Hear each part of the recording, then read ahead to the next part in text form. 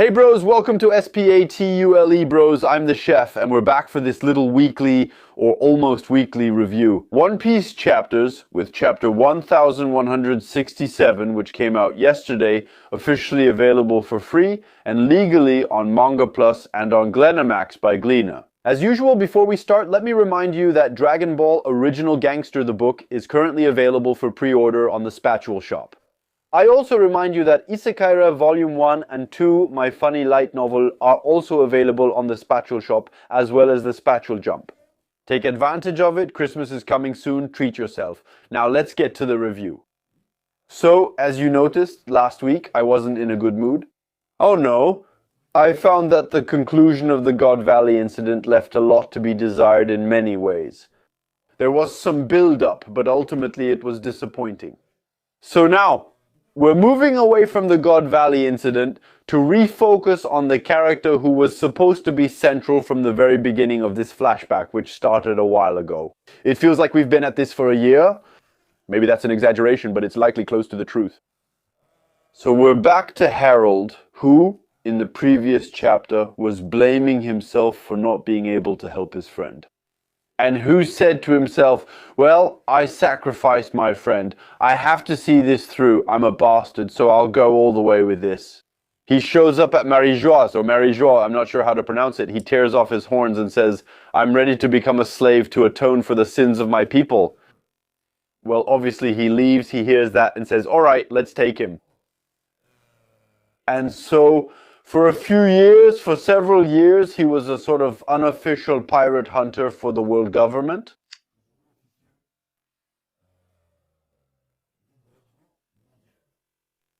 Now, I do have a problem here because the guy hunts pirates. He's still a really, really strong guy who could go toe-to-toe with rocks, and the guy, he doesn't deal with Big Mom, he doesn't deal with Kaido, he doesn't deal with Whitebeard, he doesn't deal with Roger. No, he hunts random guys, not even on the Grand Line, on top of that. So, I'm asking myself the question of, what's the point, really? I think he's useless, honestly. If you have a guy like that, don't send him to beat up random people. Send him after the real pirates who are a problem. No, he sends Harald to beat up random people. Well, why not? And so Harald, as a good underling, ends up being rewarded for his loyalty and his work beating up random people, and he gets a mark that puts him in the lowest rank of the Divine Knights, if I understood correctly. So here we learn that there are different kinds of packs, and they take the opportunity to give us some information.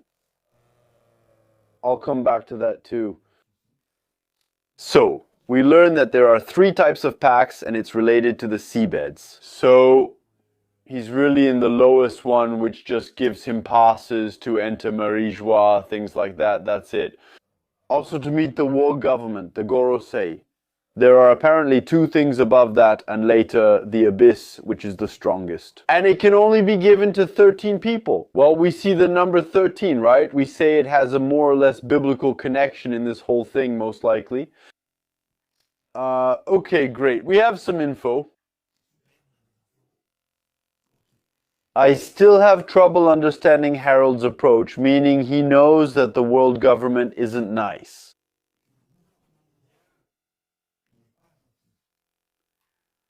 I don't understand why he wants to make up for it. I get the idea of wanting to make up for his people's sins and wanting to see his people change, so that humans have a better opinion of giants.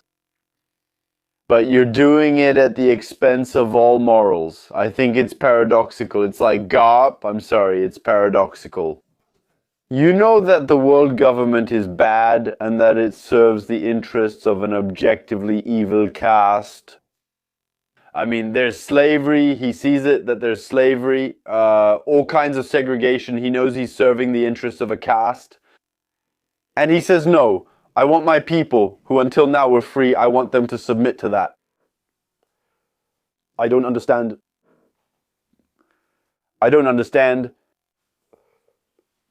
I'm sorry, I don't understand. You need to explain it to me. You need to explain it more than that.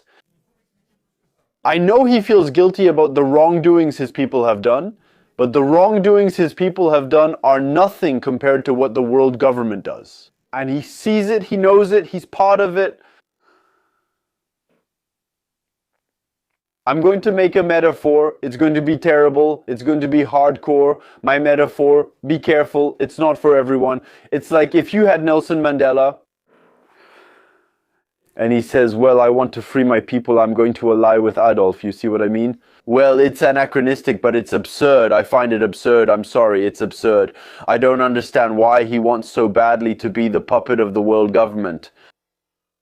He has his own island. They're free. He's starting to change people's minds about giants in his area. Why is he so insistent on submitting to the world government? The world government can't subjugate the giants. I don't understand.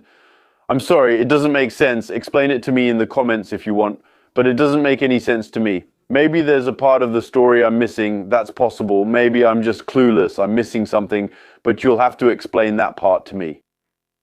For me, from the start, I'm replaying the last year of One Piece in my head. I might forget some names or details, but this I can't forget. Why? You're supposed to be a model of virtue, so? Sure, at first you had a tough past, a difficult background. You were violent, you killed people, whatever you want. But you submit to an entity that's not stronger than you, at least in theory. Well, the giants as a whole. Your people are free. You're making them change, but you still submit. Why? Why? Explain to me why, just why, and then I'll shut up, but tell me why me? It doesn't make any sense, I'm sorry. Yeah, well, I guess at some point Harald is going to have a realization if you want, so maybe you can explain it to me like that. Yeah, the guy is eaten up by guilt. He doesn't really know what he's doing anymore, but he's not a rookie. The guy, he's good. He must have it. He's old now. He should have some wisdom by now normally, but let's say, okay, he doesn't really know what to do in a panic. But for 20 years, he's been the lackey, and he doesn't realize it. Ah, maybe I'm messing up, so at some point he's going to realize that he's messing up. Since we know that right now in the main timeline, the giants are not part of the world government. Harald will eventually say, no, that's too much for me. He'll see something and decide he's out, telling everyone, screw you guys. That's the only explanation, it has to be. But even if at some point he realizes it, why didn't he realize it before? I'm not saying Oda should make perfect characters. Actually, it's better if they're imperfect. But here, the level of disillusionment of the guy isn't justified. For me, it's too much to be believable. It's like the whole Garp thing, Garp staying in the Marines. I'm not saying he had to become a pirate, but he stays in the Marines. And people tell me yes, but it's because he wants to change things from the inside. It's been 40 years. He hasn't changed a thing in 40 years. Otherwise, you need to prove he made a real change. All he did was let Luffy go, claim it was intentional, but then still tried to catch him. We're wondering, what did you change? Yeah, but he created sword 40 years ago. 40 years have passed. He's waking up a bit late to make his crappy sword. You need to explain that to me. You'll have to explain it to me, yeah. Anyway. The other big information in this chapter is the revelation about Shanks, who was supposedly a holy knight. Well, we already knew. We knew that he had been a holy knight. Because we saw it at the beginning of Loki's flashback, actually, that he still had the mark on his left arm, and that he was clearly infiltrated, so we might be discovering the origin of his scar. That when he frees a moment, Fisher Tiger is escaping and he runs into him. Shanks. And you see that Shanks takes a hit to the eye, very subtle, the hit to the eye, by the way, which makes me a bit doubtful that this is actually the origin of his scar. Because up until now we were told it was Blackbeard, that he clawed his face, so why give him an injury to the eye? So I didn't get that part, but let's say, so we see that Shanks helped Fisher Tiger escape. So that led to the revolt of the Fishmen. They're the Sun Pirates, all that. You know the story, even Hancock and her sisters who escape? But the question I'm asking myself is why and how? Shanks infiltrated among the Divine Knights. What was his objective? What was his purpose in doing that? So, I have to tell you that he wanted to free some of the slaves, okay, but originally he came for something. How did he know that he himself was a divine knight, a celestial dragon? How did he know that? There you have a huge gap. What happened? We know what happened with Roger, but how did Shanks come to say, hey, I'm going to infiltrate the world government? There's a huge gap in the story too. It's your drawing, obviously, but it's starting to be a lot now. One Piece, because right now you're revealing things to us, and actually, when you reveal something, you lift the lid and there are still 50 more things underneath. That means you never actually close any mysteries, you just add more to the mystery. And I've been reading this for years, so at some point it's just a lot of mysteries, really. So we'll need to see the flashback from Shanks' perspective eventually. Actually, why Shanks infiltrated the world government, how he even knew he came from there. They'll have to explain that eventually. He's there, so some people make theories like, yes, but he was there to steal the Nika fruit. How does he know about the Nika fruit? Same thing, how does he know about all that? The last time we saw him, he was just the guy sweeping the deck on Roger's ship. So how does he go from that to go ahead? Actually, I'm a divine knight. I'm going back to my roots. I have a twin brother. I pretend we're friends. I infiltrate, I free the slaves, and then I'm going to steal. Apparently, they don't have that fruit. They also said, this brother keeps slipping away from us, like he has his own will. And there are some who are trying to make up a story like, yeah, but that explains why he got his arm eaten by a sea monster. Level 1, it's actually because it's a way to free himself from the mark he had on his arm.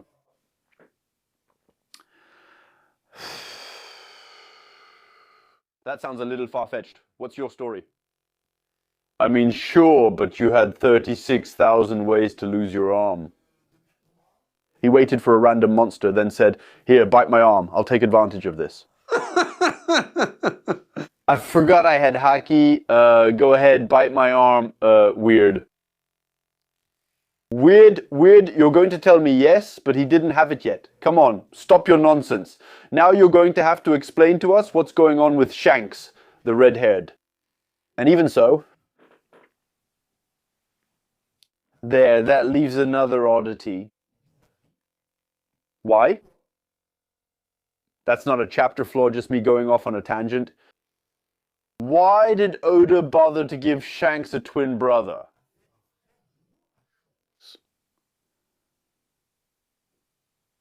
If at some point it's not going to be used in the story, then it definitely will be used in the story. The problem is the Shanks we know has a scar on his face and he's missing an arm. So, it's a pretty weird story. You're definitely going to use it. There's definitely going to be a moment, a turning point in the story where we'll think it's Shanks, but actually it's not Shanks. Except now the two don't look alike anymore, actually. So, is he going to pull a trick on us? Like, bam, I have a scar, bam, my arm is cut off? Could he really mutilate himself? Might Shamrock do that to impersonate Shanks? Is that even possible or worth considering?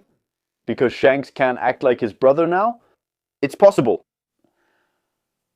Why did they give Shanks a twin brother? It's clearly for a future switcheroo.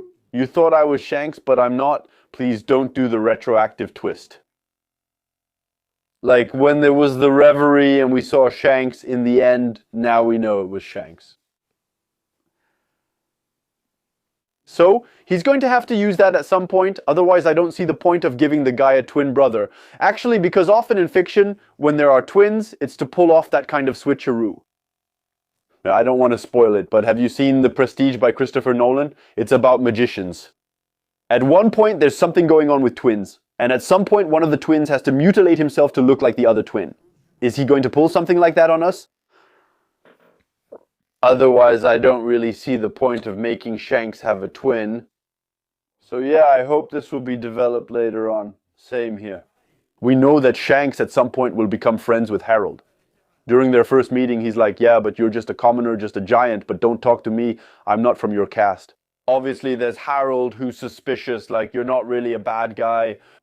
Well, if he sees that Shanks isn't really a bad guy, it also means he's aware that the others are. Remember this. Why is he here? Anyway, at some point we know that Shanks will become a pirate again. Because we saw him with Gabbard taking a public bath, hot springs, and he's invited and has a very good relationship with the giants. So that means at some point maybe Harald's defection will be related to Shanks' defection. But even then, why? Did it really take Harald all these years to see the world government are actually bastards? Again, I think that's a huge plot hole, I'm sorry. And then we go back to Elbaf, where I forgot his name. The first wife of Hilda, I think that's it, ends up getting sick. And we find out that she was poisoned by Astrid's clan, who still haven't accepted that she was going to be Harald's new wife, even though Astrid is dead anyway, and they decide to poison her. Well, it takes them ages to actually do it. Well, why? I don't know, but time doesn't pass the same way for giants.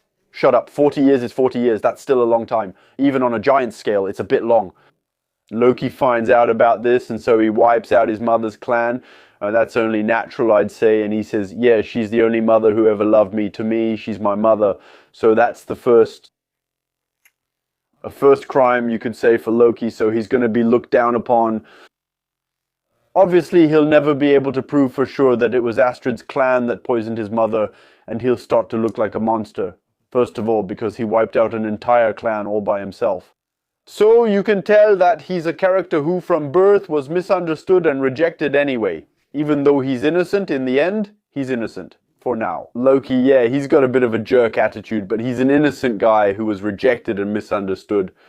Since he's avenging Hilda, who still dies, and Harustin went to sea to try to save her, they're going to blame Loki. That's a story full of twists and turns, and both of them are definitely going to hold a grudge against their father for abandoning them, because in the end, he didn't even raise them. He was too busy being the world government's puppet. Maybe he'll also wonder why he's bothering with all this. The Herald will wonder why I bother. I try to do good, but only bad things happen. My kids hate me, and my wife is dead. Hey, screw you. You know, I don't know how this is going to go, but it's weird. So all of this is a flashback. That time was really a mess. And you realize that in this flashback, Roger's story is just a side note. Actually, it's just a side note. It's really just a panel. Yeah, so meanwhile, Roger went around the world. That's it. We don't really care, actually. Whereas up until now, it was always implied that what Roger did and what he found was actually the most important thing. No, it's not a big deal. That didn't stop the world from turning. Actually, what he discovered, it's told in a weird way. I'm sorry, it's really, really strange. How it's structured, how it's done. It better pay off. I think Godevale, that flashback didn't pay off. It better pay off. Because for now, Harald's story, I think it's full of holes. I think it's a story. It's not believable. For me, you'll have to give me a really, really good reason. And the reason given so far in the manga, I think, isn't enough. That's it. We're still talking about a guy who has a sense of honor and justice. Who prostitutes himself. Who serves evil. Objectively, how can he tell himself that my people will be better off under the rule of those guys? I don't understand. So she just has to spit fire. Actually, I'm kidding. Anyway, we'll see how all this goes. And once again, I take a step back. What's the connection with Luffy? Where is it? Aside from the fact that he's Nika something, that's a huge problem. It could be the subject of an entire video on its own. It's that Luffy has nothing to do with that, actually. Everything we saw there doesn't change anything. Luffy's journey has no impact, just as Luffy's journey has no impact on what we're being told. If you see what I mean, there's no possible parallel. You feel like it's happening around, that it's super important, but what Luffy does is going to play a role at some point. Oda will really need to be strong to tie this all together. But you feel like Luffy is just incidental. It shouldn't be the case. I prefer stories about chosen ones where everything revolves around a single guy, rather than just the guy. He's supposed to be the chosen one of the prophecy, but the story doesn't revolve around him at all. He's just the one who will show up at the end. Actually, I'm going to fix everything. No, it can't work like that. Actually, it's really, really weird. He learns a strange way of doing things. I was hyped with Rock the Zebek. Honestly, I'm not hiding it. He made me dream. Oda. It's not that I had any particular expectations and that my expectations were met. Well, sort of, but I didn't expect anything specific. I was waiting to see where the story would take me, and actually the story took me to a certain point. This happened, shut up, it was brought up very quickly. Why make 20 chapters about one guy, and then, actually, his death, which is very strange. And again, the story of Harald. I don't get it, maybe I'm the one who's stupid.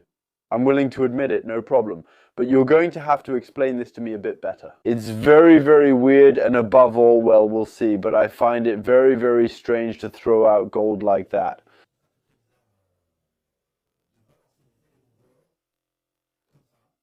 That is to say, right now, all of us here know more than Luffy or even his crew. Well, we don't know exactly what Nico Robin is, but we know more than the hero. And the hero doesn't even want to know. That's a problem too. It's strange. That's pretty much all I had to say about this chapter. 1167 of One Piece. There you go. I'll let you tell me what you thought about it in the comments. Let me remind you that these reviews are also available on Spotify recently. All our videos are also available on Spotify if you prefer to watch on that platform. They'll be there. Thank you for listening to me, and I'll see you very soon on SPATULE Bros for new videos. Yes!